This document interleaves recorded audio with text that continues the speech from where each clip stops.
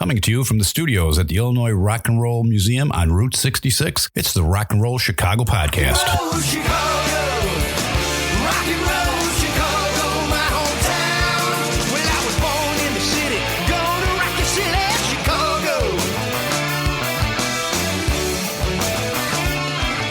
Chicago rock and rollers are the best here around.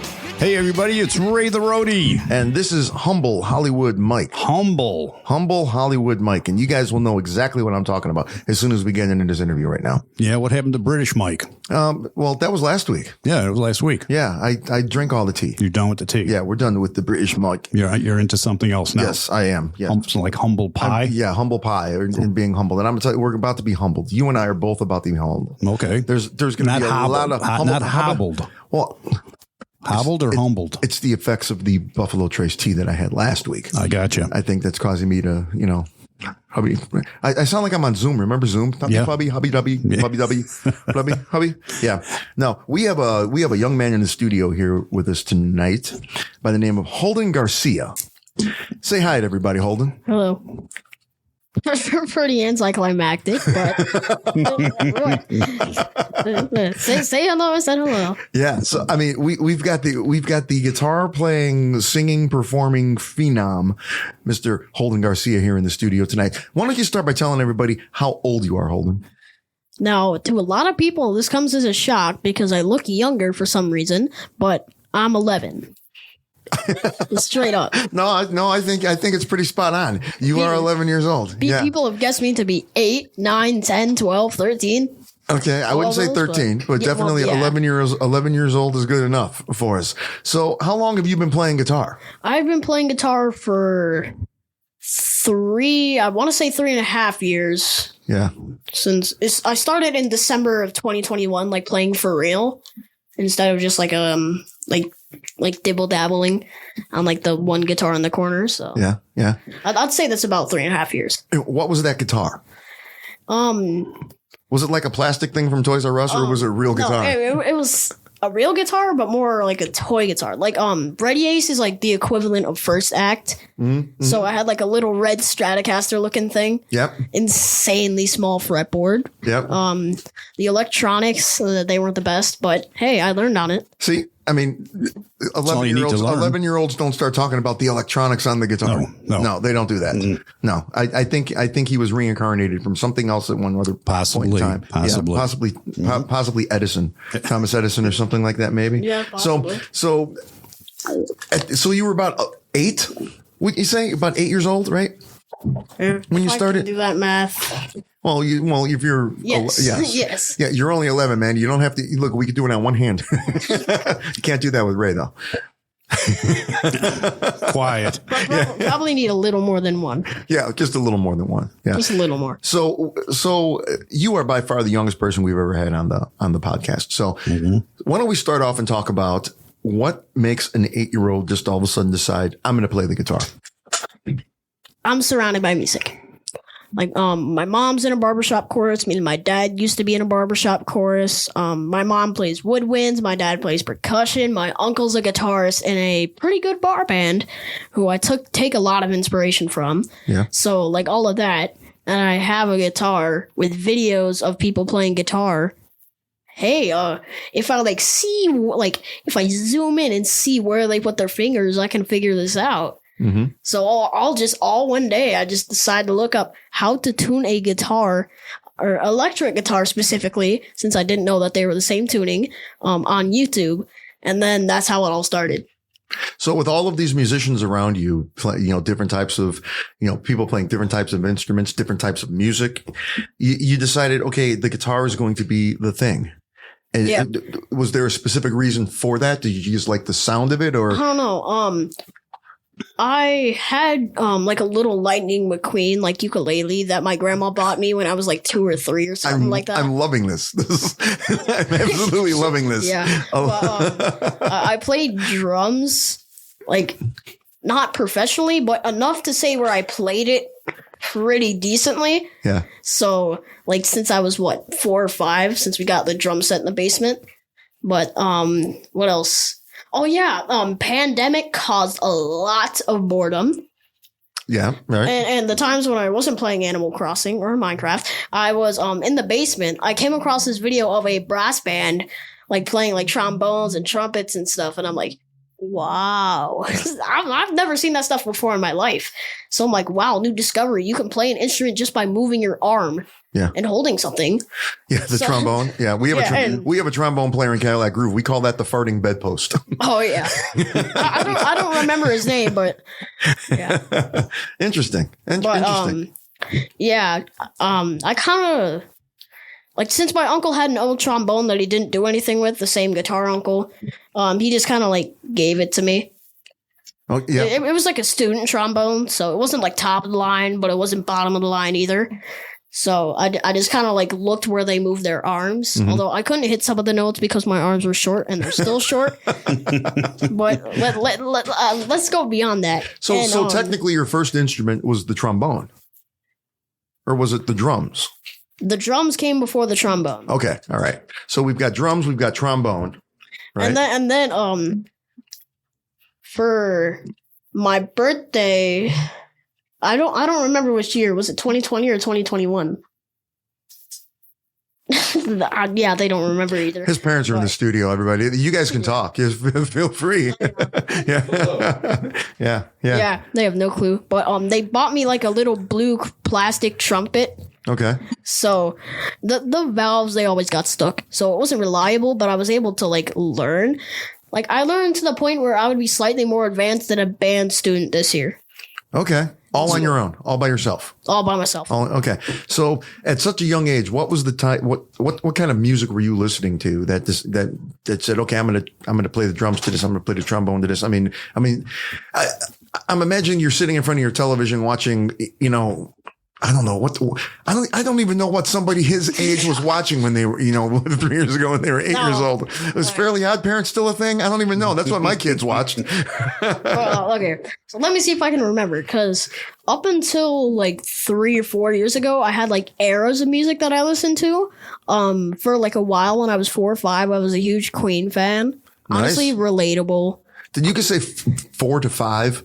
Yeah. You were a huge Queen fan. 4 to 5. Like literally, I was like, since we had like a little CD player that we had an all Queen CD of that we like personally mixed, I would just sing there like, "We are the champions, my friend," like in the middle of the front room. Yeah. And then for like when I was 6 or 7, I had a Johnny Cash era. Mm-hmm. So very different, but I think what kind of influenced my music today is like my mom showed me some children's shows like the Muppets and Sesame Street, but you're like, yeah, that's not really taken, Mom. Yeah, but here's the thing.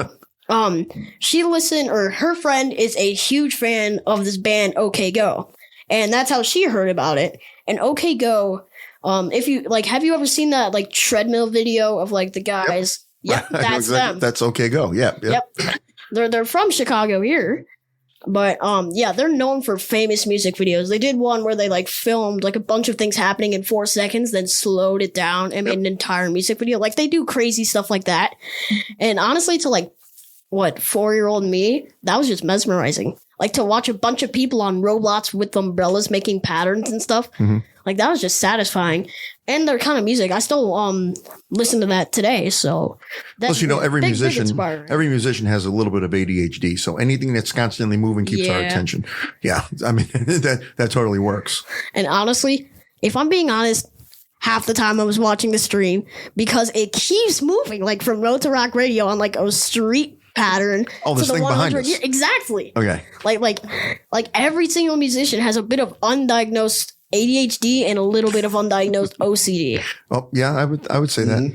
It's because like for example, I don't know how to like phrase this, but if something's slightly off with like our pedals or like where our pickup switch is, we're gonna fix that. We're gonna fix that. You know what my pet peeve is?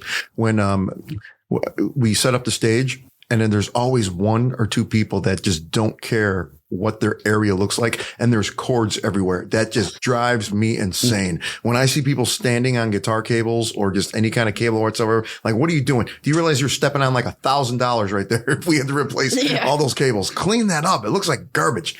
That's my pet peeve on the stage. At my basement setup, that kind of happens, but at gigs it doesn't happen at all. Okay. Good. So it really depends where I am. So did you ever have any formal music lessons in your life, or are you completely self-taught? I had a couple music lessons at this one local place for like 2 months, but it ended up not working out. Because you undoubtedly decided that there was nothing they could teach you, and we're just going to go off on a... No, this was back in like 2022 when I was barely anything, long time ago. Yeah. Like a long time ago, like a fourth of a lifetime ago. Yeah. But I did a season of School of Rock just to try it. It seemed fun. They were really nice people. Mm-hmm. Like they did good songs. I was in the new wave thing, and like when those songs come on, I still sing along. But I was doing more. I was like learning at a faster pace by myself, so I just turned independent from there. Yeah. And the only thing I've ever done with lessons is if like there's this really hard part in ants marching where like I see this dude on guitar like if I were to do it without knowing what I was doing, I'd give myself arthritis, just to say the least. So I think you're a few years away from that. But I tried and figured it out. I didn't figure it out, so I went on YouTube, did the unthinkable, and looked up how to play Ants Marching by Dave Matthews Band just for that one part. Oh, it's not the unthinkable. I mean, people do that all the time. For me, it is. Okay. All right. Okay. But, do you remember where you were, where we were the first time we met? I think it was either a Cadillac Groove show like years and years ago, or at Sable Creek Winery. It was at Sable Creek Winery, the original location. Well, the original in Romeoville here. I'm old enough to say that I was at the original location for the first ever open mic. Yeah, you probably were back when Jesse was hosting that over there. He still is. Yeah, he is. But because they just moved the location. Their original location is actually out west, someplace around DeKalb. So no, it's in. That's where they actually make the wine in the whole bit. Oh, really? Oh, yeah, yeah. They've got that out. I thought it was that like giant room in the back. Yeah, with all the barrels and stuff. Have you been to the new location? Let's try that again. Have you been to the new location in Romeoville? I've been there I think around 10 times, so I'm familiar with it. Okay. The downstairs area is really chill. Like they're gonna turn that the old bank vault, since it used to be a bank, into like a library place. Right. So I think it's like really cool. They have like a chill area downstairs. Then upstairs they have I don't know like how to describe it. It was like a separate room is now the performance room. Mm-hmm. They used to have a green room, which I really loved, but they took down the wall for that. Yeah. That made me a little sad, but no, it's a nice place. Really cool. I can walk there from my house. I live in the houses right across the street from that place. Yeah, so I can walk there quite often. We were listening. I don't remember who. I think it might have been Joe's podcast, and he said that. Mm-hmm. So yeah, that's right. You've got something coming up where you're going to be playing with Joe. Joe Leja has actually done an interview on the podcast. Yeah, on July 19th. I don't know the time. 1 o'clock. Are you guys playing together, or is like he playing first? We're mostly doing it separate, but like he's gonna do his turn, then we're gonna do a couple songs together, then I'm gonna do my turn. Nice. Format. Excellent. That'll be pretty cool. That'll be good to see that. Okay. So, what kind of stuff are you listening to now? What's your favorite band? I have my primary favorite band, Vampire Weekend. Nice. In my opinion, underrated. Yeah. Very underrated. Very good band. Yep. I like them. So would you say that the basic rock and roll is your preferred genre, or is there something else? I listen to my own genre. Like, I have this like giant playlist consisting of what I think now it's almost 360 songs of just like things that I like. Some of them I only know the first 3 seconds of, and that's enough to put it in. But, like if I put it on shuffle mode, I could hear like a punk song from like My Chemical Romance. Then I hear Mumford and Sons, following into like some like alternative hit. So it can really vary, but it's mostly punk, alternative, and a little bit of folk here and there. Have you started writing any of your own music yet? Yes. Fun fact, I am working on my album. Nice. Or what's the date of us recording this? Here, Well, it's going to be like May the first. Yeah.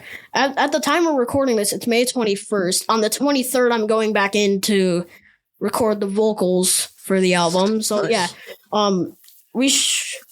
ETA for it being out, I want to say fall. Okay. Like if we can get everything recorded and mixed and mastered, it's a really long process, but Yeah, of course. if we can get everything done, Probably a tenth of your life. Probably.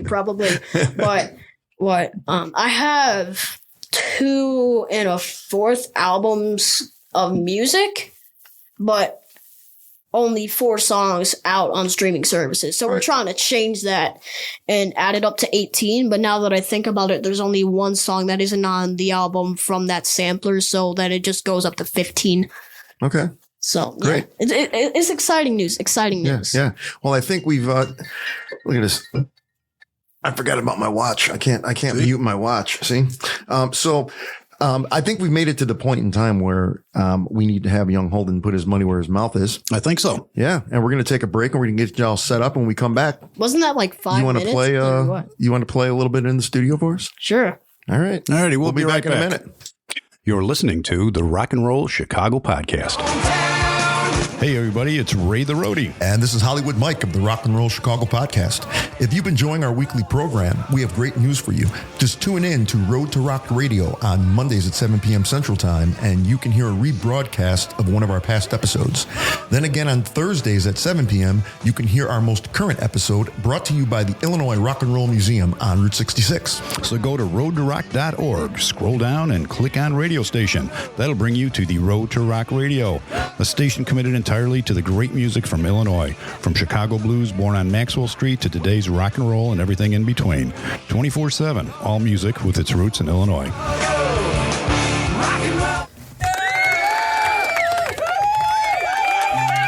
And we're back here. We have Holden Garcia, everybody.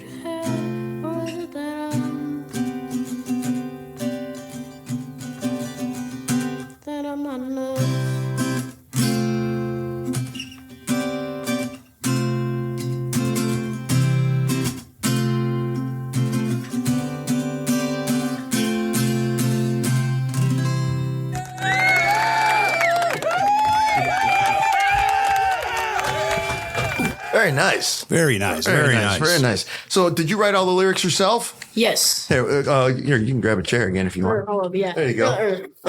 What, do I keep this on? If you want to. If you want. I mean, you don't have to, but if you want to. take it off and put it back on, whatever. That's right. There you go. In case riffing calls for it. The guitar players, yeah. Like if anyone says anything intimidating, like. Yeah. So let's. So did you write those lyrics yourself? You did all of that yourself? Yes. Yep. No help with the music. No help with the lyrics. Nothing. I did use like AI for a line like once or twice. Okay. For like songs that aren't out yet. But yeah, that's really it. Okay. I write all my lyrics myself. When did you write that? I wrote that about a year ago, I want to say. Okay.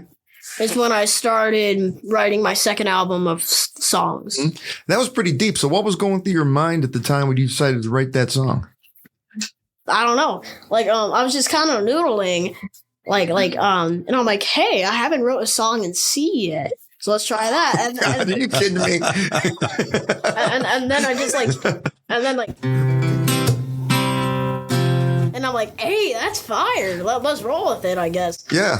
And so where did the lyrics come from? You had to be someplace. I mean, something was going through your mind when you just decided to come up with the lyrics. I mean, all of my songs are like deep and like sad, but it's way easier to write depressing songs than it is positive songs. I'm just gonna say that. It is. It really is because sadness and anger, those are like primal emotions. I mean, it's really easy it's like to outletting. Yeah, because the last thing anybody's willing to do is say something positive about themselves. But you know what? Nobody's going to toot your horn for you, so you better toot your own horn. I guess is the best way to do it. The best way to say it. Yeah. What are the lyrics in that? Tell me what those were again. In the chorus? Yeah, you can get a life. You can, what was it? I can get a life. I can get a job. I can go through them all. I forgot what I meant by them all, but it's kind of like I can go through this and that, like all the struggles in life ish. But that doesn't go with the song because the song's sad, but it just kind of is there. And one line that I really like is I can say I can say E, I can say O. And that was a tribute to Rosa Parks, who spoke up on the bus boycott in the Civil Rights Act. And I'm like, hey, that'd be good to tribute in the song. Where the heck did you come up with that? I don't know. I like history. So what struggles have you had in your life so far? I have anger issues. Okay.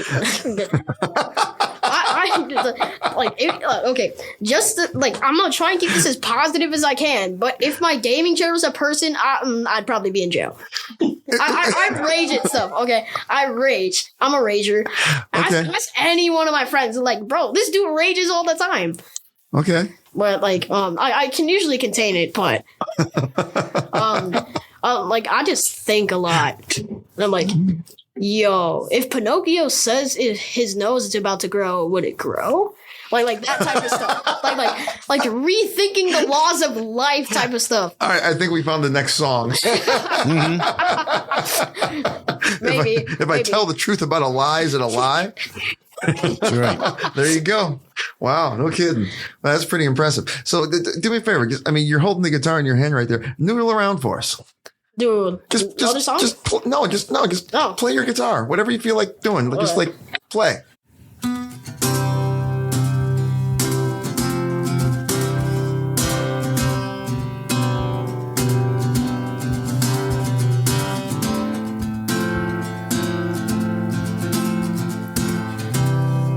That was the strumming pattern to the newest song I just wrote called After Hours. It's not going to be on the album, though. Okay. It's still in mostly development, just trying to figure out nitpicky and stuff. But. Yeah. Trying to find a struggle. Yeah. Yeah. Yeah. You're trying to you got to find something to rage about. Yeah. So you can write about it. Yeah, because the process is, the After Hours is more of a positive song, but the process, people always ask me, do you find the melody or the vocals first? Mm-hmm. It really depends. For After Hours, I'm just sitting there in the night, the lights are going down with the sound. Hey, write this down. Yeah. And for Not Enough, I came up with that melody first. Okay. So it really depends. So what are you working on right now? Is there something that you're trying to finish or put together? My goal is to write an album of material per year. I've done it twice already. Mm-hmm. I'm sure I can do it this year. Mm-hmm. And it's really a thing to keep me like going and get motivated and stuff. Since like, hey, I choose how many songs I want in the album, like to kind of have a goal setter. Like for Tainted Tapes, I just kind of stopped it for a while and I'm like, hey, that's an album, move on. And for Glory, that was a set amount, and I think 12. For this, I'm gonna go 11. So it's kind of like a goal for like how much I want to write per year. Mm-hmm. And since this year is busier, I'm going with a lower level of stuff. But yeah, I get ideas all the time. Some of them I like put on hold since I came up with this one riff. It goes like this.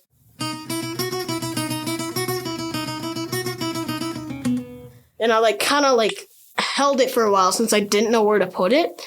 But now like the first song on the second album is like a rock song more of, mm-hmm. and that riff fit perfectly with the vibe.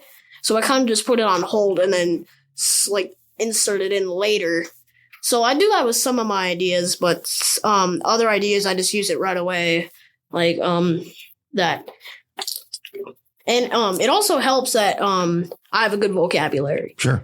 And some of the time I look up like what words rhyme with party or something, since I have no clue that would actually make sense.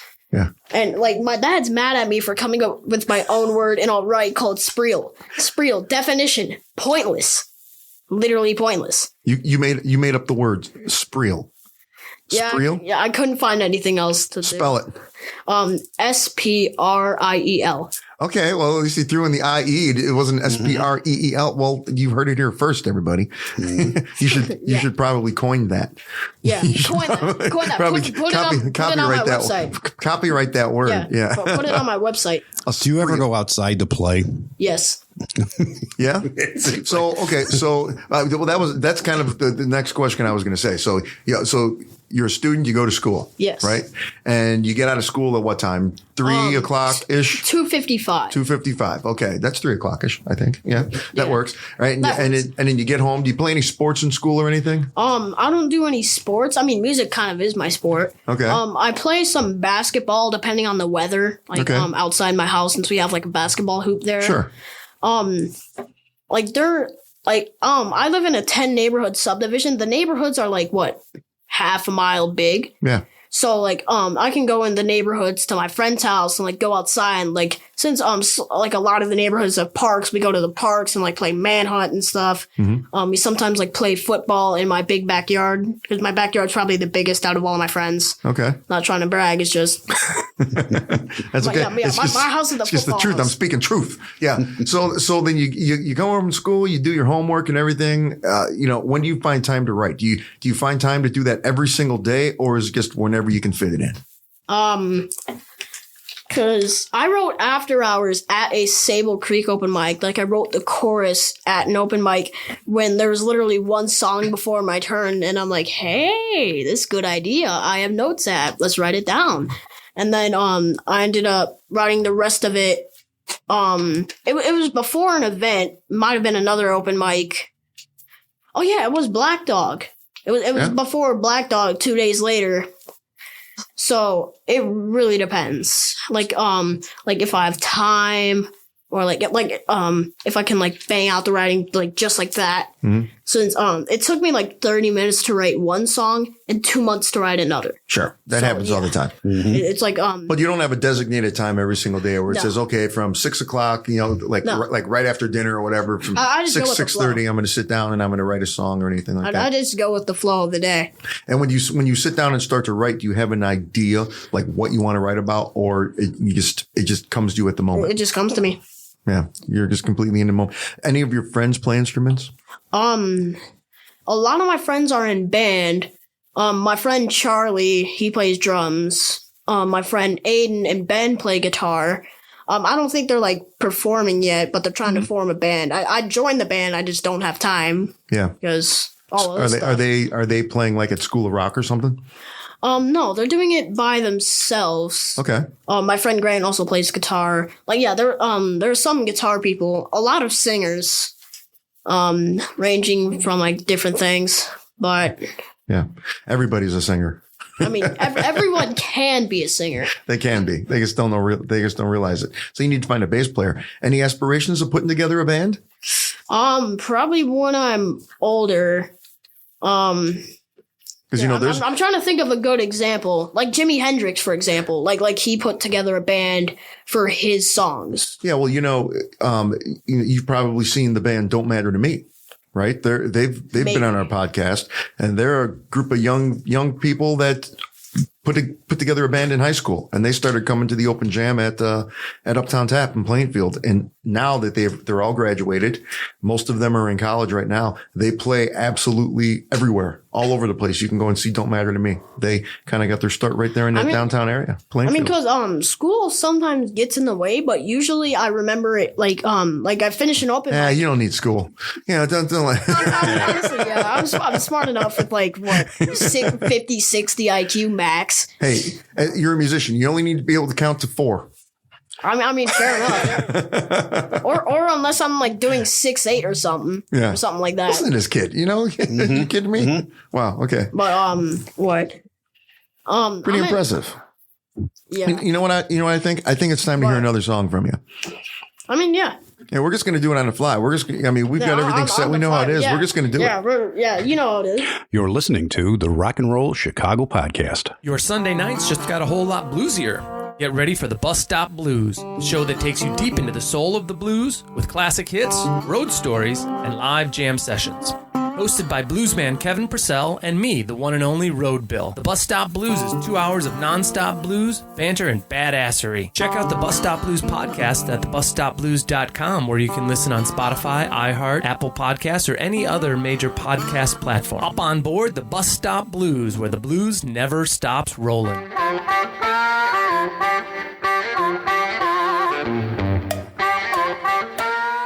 Yeah, tell us a little bit about the song you're about to play. So this song is going to be on the album. The album's called Tainted Tapes. The cover, I have a cover came up with. My dad doesn't like it as much. I mean, I'm not a graphic designer. I mean, my friend is a good drawer, though. Mm-hmm. Since, I mean, yeah, we'll get into that after the song. But, okay, all right. This song is kind of about how, like, a man is just having, like, a midday. Like, the day isn't good, but it isn't bad. It's just kind of average. Like, nothing stunning, nothing stellar or anything. And, yeah, it's just kind of like that. Okay. Like, he gets his hopes up that something's going to happen, then it goes down, like, slow. Then back up, and then slow for the rest of the day. Okay. So, that's kind of how the song is. I think most of us can identify with that. Mm-hmm. Yeah. All right. The song is called All Right.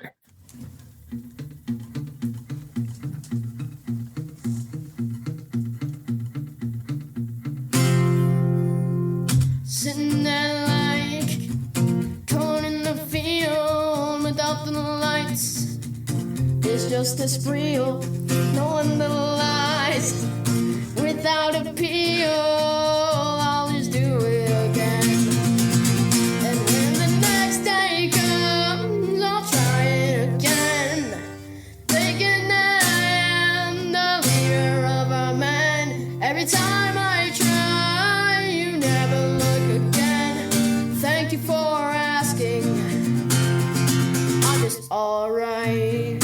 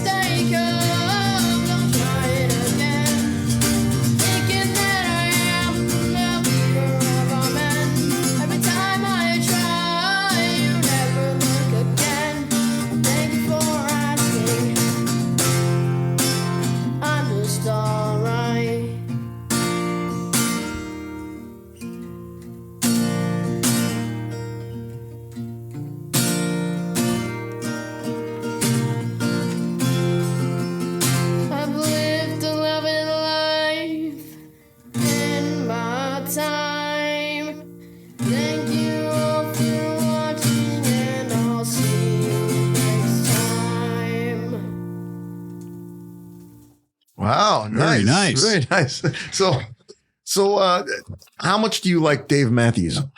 I know some of his stuff.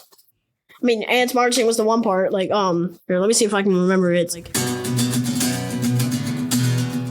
They can see my fingers in the studio. It's like they're doing acrobats and stuff. Yeah. But it sounds simple. It's not, unless you know how to do it.